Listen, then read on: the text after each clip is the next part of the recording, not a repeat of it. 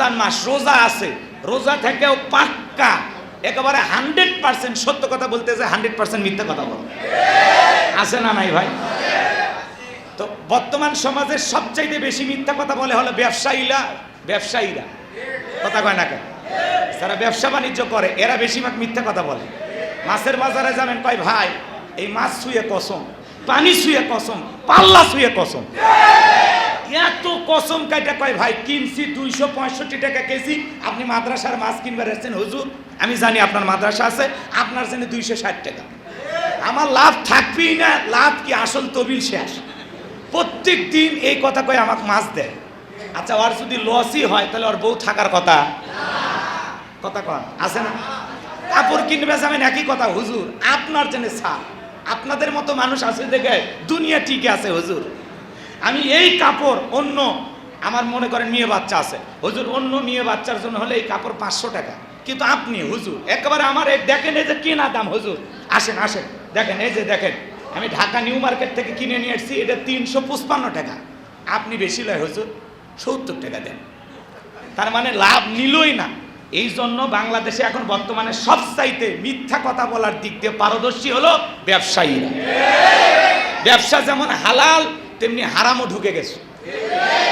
ব্যবসায়ী হলে ওসমান গনির মতো হওয়া লাগবে, আবু বকরের মতো হওয়া লাগবে, কথা কোন ঠিক কি না?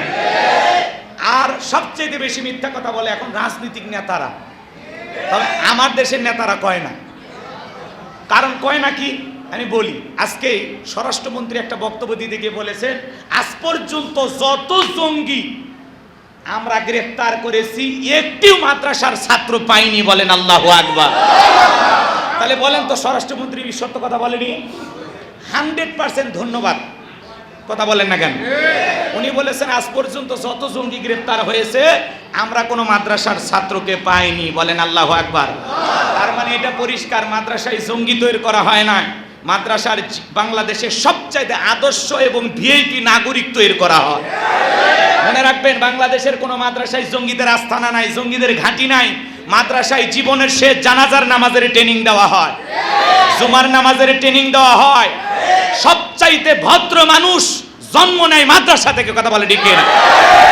এজন্য মাদ্রাসার দিকে যারা বাঁকা আঙ্গুল তুলবে, বীজ বৃক্ষ বলবে, বাজে কথা বলবে, ওদের দাঁত ভাঙা জবাব দেওয়ার জন্য মুসলমানকে তৈরি থাকার দরকার আছে না নাই? ওরা কৌশল করে সিন্ডিকেটের মাধ্যমে চামড়ার দাম কমাইছে, গরুর দাম 3 লাখ, চামড়ার দাম 250 টাকা। শয়তান পর্যন্ত ওদের এই কৌশল থেকে হাসে আর বলে, যাক আমার আর চালান লাগবে না, তোদেরকে দিয়ে দিলাম।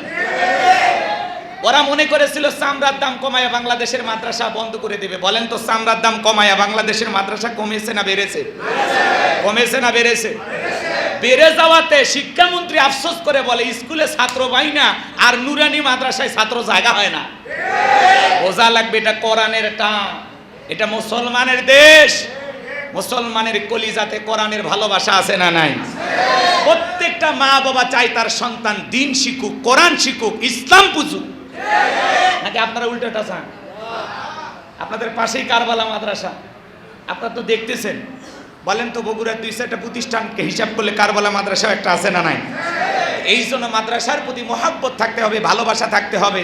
এই হাজার হাজার ছাত্ররা খানা পায় কোথায়? রিজিকের মালিক কে? জোরে বলেন কে? ওয়ামা মিন দাব্বাতিন ফিল আরদি ইল্লা আলাল্লাহি রিজকুহা। আল্লাহ বলেন পৃথিবীতে এমন কোনো বিচরণশীল প্রাণী নাই যার রিজিকের ব্যবস্থা আমি আল্লাহ আসমান থেকে করি না, বলেন সুবহানাল্লাহ।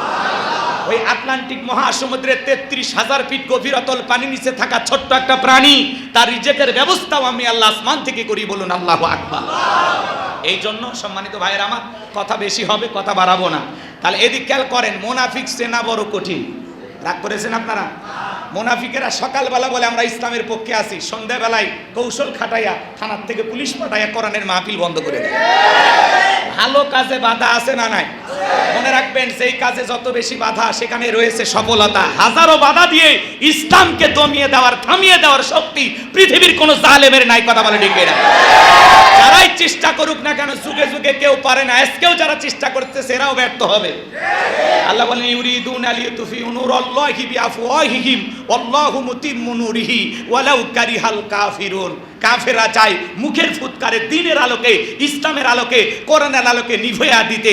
আমি আল্লাহ বলতেছি আল্লাহু মুতিম্মু নূরিহি, জমিনে দ্বীনের আলোকে, কোরআনের আলোকে, ইসলামের আলোকে আমি আল্লাহ পাক প্রতিষ্ঠিত করেই ছাড়বো, যদিও কাফের বেঈমানদের অন্তরে যত ধরনের জ্বালা যন্ত্রণা হোক না কেন।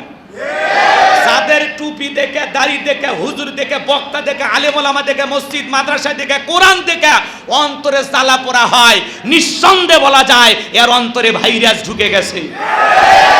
দেখতে মুসলমান, কিন্তু হুজুর সহ্য করে না, আলেম সহ্য করে না, বক্তা দেখতে পারে না, আলেম ওলামা দেখতে পারে না, মসজিদ মাদ্রাসা দেখতে পারে না। তুমি কিসের মুসলমান?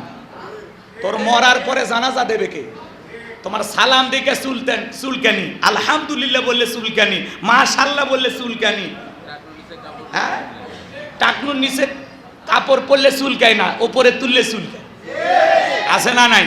তো আল্লাহ যেন আমাদেরকে মুনাফিক মার্কা ঈমান না, আমাদেরকে যেন পরিপূর্ণ ঈমান এবং খাঁটি মুত্তাকি মুমিন হওয়ার তৌফিক দান করেন। লাআল্লাকুম তাত্তাকুন, পরহেজগারিতা যেন অর্জন করতে পারো। সিয়াম আপনাকে আমাকে পরহেজগার বানাইতে আসছে, মুত্তাকি বানাইতে আসছে। মুত্তাকির ট্রেনিং এর মাস রমজান মাস। এই রমজান মাসে যেমন রোজা থেকে মিথ্যা কথা বলেন না, রমজান মাসে যেমন ঝগড়া করেন না, রমজান মাসে যেমন অশ্লীল কথা বলেন না, রমজান যেরকম ভাবে সিয়ামুল লাইল, কিয়ামুল লাইলের প্রশিক্ষণ দিয়ে যাচ্ছে, যেভাবে নফল তাসবিহ, নফল নামাজের প্রশিক্ষণ দিয়ে যাচ্ছে, বাকিটা জীবন এইভাবে চলতে হবে। আপনি রমজানে মিথ্যা কথা বলেন না, রমজান পার হয়ে গেলে আগেও যেরকম আপনি খালি ঈদের চাঁদ উঠলে মুসলমানের আসল চরিত্র দেখা যায়।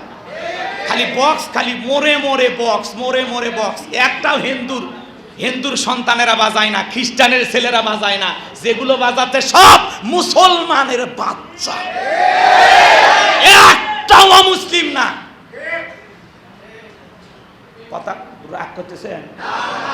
ওরা করে হোলি উৎসব, এরা করে রং উৎসব। ভাই রোজা থেকে যে নাচিচ্ছেন, রং মাখিচ্ছেন, রোজা হালকা হচ্ছে না? কয় না, ইবাদত ইবাদতের জায়গায়, রং তামাশার জায়গায়। কত বড় জাহেল হলে, কত বড় মূর্খ হলে এই ধরনের কথা বলতে পারে? কথা বল ঠিক। এটা মুসলমানের সন্তানের জবান দিয়ে যদি এই ধরনের কথা আছে, অমুসলিমদের সংস্কৃতি আজকে মুসলমানের সন্তানদের ভিতরে ঢুকে গেছে। কন্ট্রোল করা খুব কঠিন। 29টা 30টা রোজা রাখলেন আর চাঁদ দেখে বক্স নিয়ে গান শুরু করলেন। কি আপনি? আপনার মসজিদের পাশেই বক্স বাজে, আপনাদের এই নুরানি মোড়ে বাজে, আপনার এই বগুড়ার অলিতে গলিতে বাজে। কারা বাজাচ্ছে বলেন? কারা বাজাচ্ছে? আপনার ছেলে কয় না চাঁদ উঠছে, একটু আনন্দ করুন। পাপ নাই বিষ। রাগ করছেন আপনারা? আবার আপনি বাবা হয়ে পটকা নিজে কিনে এনে দিচ্ছেন, বাবা ফুটেও, ছোট বাচ্চা ফুটে হয়েছে, কি করবেন? হয়েছে বাচ্চা কাচ্চা, আর কান্দন আর সহ্য না, ওই কান্দিতে দাঁত তুলে বুক প্রয়োজনে মেডিকেলে ভর্তি করাবেন। তাও কোনো মুসলমানের সন্তান পটকাবাজি, আতশবাজি, ওই হুল্লার গান বাজনা করতে পারে?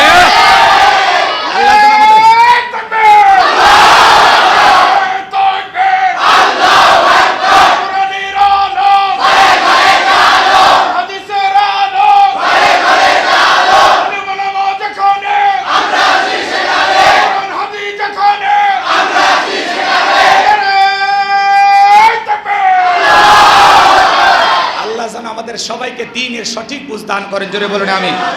সম্মানিত ভাইয়েরা আমার, তাহলে মুনাফিকদের জন্য আল্লাহ পাক সূরা মুনাফিকুন নাজিল করেছেন, কাফেরদের জন্য সূরা কাফিরুন নাজিল করেছেন, যারা বিশ্বাসী বান্দা তাদের জন্য আল্লাহ পাক সূরা আল মুমিনুন নাজিল করেছেন। আমার ভাইয়েরা, কথা লম্বা করার সুযোগ নাই। সূরা আল মুমিনুনের ভিতরে আল্লাহ পাক কি জানিয়ে দিয়েছেন আমি আপনাদেরকে একটু পরিষ্কারভাবে জানায় দেই। এই সূরাটি কখন নাজিল হয়েছে, নাজিলের প্রেক্ষাপটটা কেমন ছিল? নবীর প্রিয় সাহাবী হযরত ওমর ফারুক রাদিয়াল্লাহু তাআলা আনহু বলেন, আমি মৌমাছির বন আওয়াজ শুনলাম। ডানে তাকায় মৌমাছি নাই, বামে তাকায় মৌমাছি নাই। বিশ্ব নবীর চেহারা মোবারকের দিকে তাকায় দেখি আমার নবীজি ফিসফিস করে কি যেন তিলাওয়াত করতেছেন। হযরত ওমর ফারুক ডেকে বলেন, আমার বোঝার বাকি রইল না, আসমান থেকে নবীজির উপরে কোরআনুল কারীম নাজিল হচ্ছে, আর বিশ্ব নবী কোরআনুল কারীম রিসিভ করতে ব্যস্ত। বলুন সুবহানাল্লাহ। কয়েকটি পদ্ধতিতে রসুলের কাছে কোরআনুল কারীম নাজিল হইতো।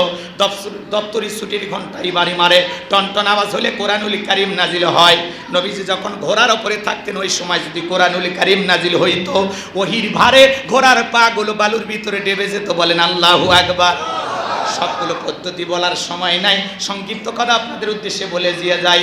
হযরত ওমর ফারুক ডেকে বলেন, নবীজির কুরআনুল কারীম রিসিভ করা শেষ হয়ে গেল। বিশ্ব নবী সাহাবায়ে কিরামদের দিকে মুখ করে ডেকে বলেন, আমার সাহাবীরা, এই মাত্র আসমান থেকে জিবরাইল এসে আমার উপরে সূরাল মুমিনুনের 10টি আয়াত কারিমা নাজিল করে জানায় দিয়ে গেলেন, নবী গো, এই 10টি আয়াতের ভিতরে আল্লাহ পাক তার আদরের মুমিন বান্দাদের জন্য 7টা গুণাবলী নিয়ে আলোচনা করেছেন। কোন মুমিন যদি এই 7টা গুণে গুণান্বিত হতে পারে, 7টা গুণ দিয়ে তার জীবনটাকে ঢেলে সাজাইতে পারে, আমার আল্লাহ রাব্বুল আলামিন বলেন, উলাইকা হুমুল ওয়ারিসুন আল্লাযীনা ইয়ারিসুনাল ফিরদাউস হুম ফিহা খালিদুন। আমার আল্লাহ রাব্বুল আলামিন বলেন, তারাই উত্তরাধিকারী হবেন জান্নাতুল ফেরদাউসের, সেখানে তারা চিরকাল বসবাস করবেন। আমার আল্লাহ কোনোদিন তাদেরকে জান্নাত থেকে বের করে দেবেন না। চিৎকার মেরে বলুন সুবহানাল্লাহ। আপনাদের আমাদের টার্গেট জান্নাত না জাহান্নাম? কারা কারা জান্নাতে যেতে চান দুই হাত তুলে আল্লাহকে একবার দেখান। আল্লাহ পাক আমাদের সবাইকে জান্নাতুল ফেরদাউসের ওয়ারিস হিসেবে কবুল করেন। জোরে বলেন আমিন। আরেকবার জোরে বলেন আমিন। এবার 7টা আঙ্গুল দেখান, কয়টা গুণাবলী? জোরে বলেন, কয়টা গুণাবলী? হাত নামান। বলতে গেলে লম্বা সময় হবে, সংক্ষিপ্ত কথা বলে দিয়ে যায়। আল্লাহ তাআলা জানিয়ে দিলেন, কদ আফলাহাল মুমিনুন, অবশ্যই মুমিনেরা সফল, অলরেডি মুমিনেরা সফল।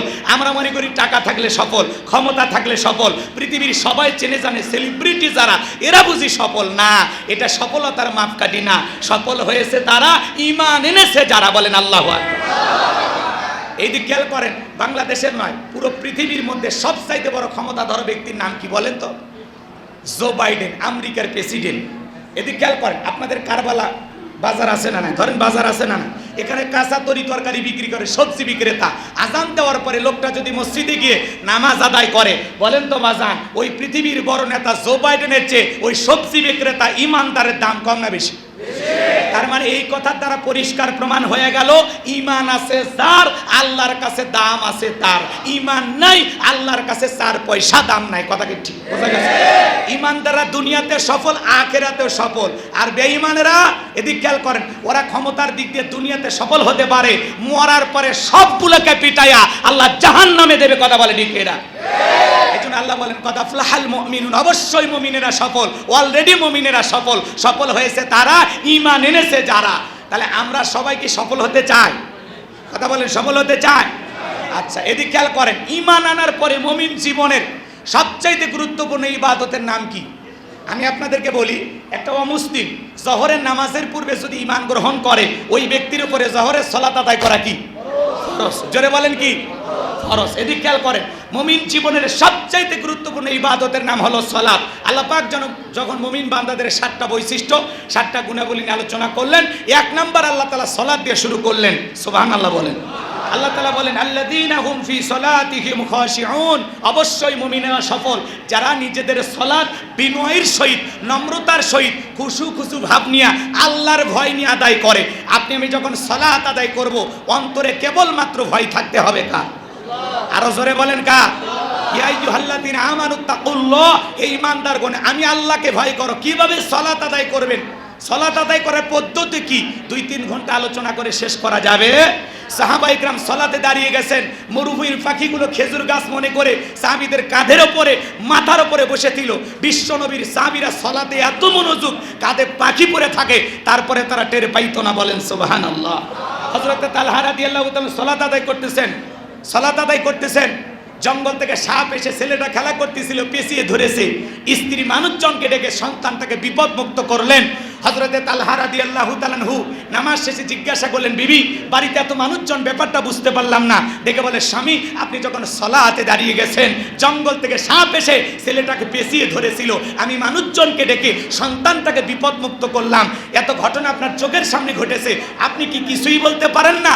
হযরতে তালহা রাদিয়াল্লাহু তাআলা আনহু বলেন, বিবি রে, নামাজের মধ্যে মনটা যদি এদিক সেদিক চলে যায়, তাহলে নামাজ তো নামাজ হবে। জি, সংক্ষিপ্ত সময় যেহেতু আসলে কথা শুরু করা যাবে, শেষ করা কঠিন। কথা কি বুঝতে পারছেন?